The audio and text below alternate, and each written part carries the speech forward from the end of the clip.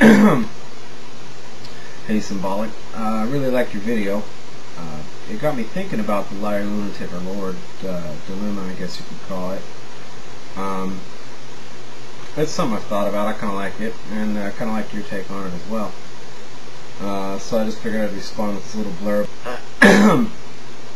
The idea that Jesus must have been liar, lunatic, or Lord is inherently flawed because it doesn't address other options, such as if he were a story made up by people starting a new cult. He may have been a parable that was later adopted as if he were a true story. Any number of possibilities. So you can't really, I mean, I know you're not, but a person can't really say, you know, it had to be one of the three or something like that. I really did like your take on it, that it could have been multiples of that. Creates some interesting situations. One of them being a lunatic Lord.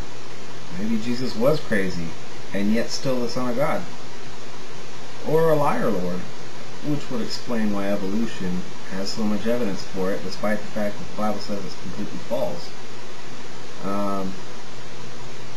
But the thing that really gets me is that I'm never given any evidence as to why he isn't simply a liar or simply a lunatic. People state that he's not a liar and he's not a lunatic, so he must be Lord, but how do we know that he wasn't a lunatic?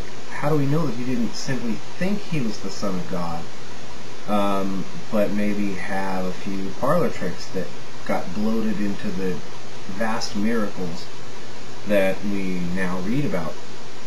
Or how do we know that he, again, didn't have parlor tricks, but at this point he's actually lying to people for the sake of not having to go get a job, support himself, you know, go around the countryside preying on the kindness of strangers, those sorts of things.